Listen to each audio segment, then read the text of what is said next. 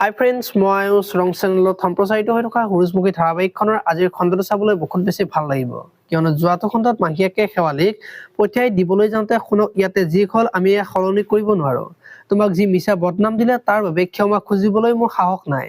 সঁচা ক'বলৈ গ'লে মোৰ একোৱে কৰিব নোৱাৰো, তথাপি এটা অনুৰোধ কৰোঁ, শেৱালী মোৰ ছোৱালীতকে কম নহয়।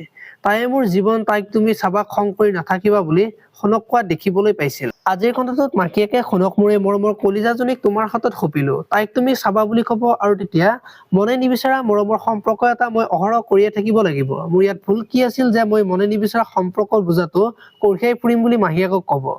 আৰু তেতিয়া শেৱালীয়ে সোণৰ আগত মই তোমাক এটা কথা দিছো, মোক যেনেকৈ ৰাখে তেনেকৈ থাকিম বুলি শুনক কোৱা দেখিবলৈ পাব। এইফালে আকৌ বিজয়ে যি পৰীৰ ওচৰলৈ যাব আৰু সোণৰ কিবা খবৰ পালানে বুলি সুধিব, আৰু তেতিয়া পৰীয়ে নাই বুলি ক'ব, আৰু মোৰ চিন্তা হৈছে কিবা কৰিছে, ক'ত বা আছে বুলি বিজয়ক ক'ব, আৰু তেতিয়া বিজয়ে পৰীক চিন্তা নকৰিবা বুলি বুজাই থাকিব।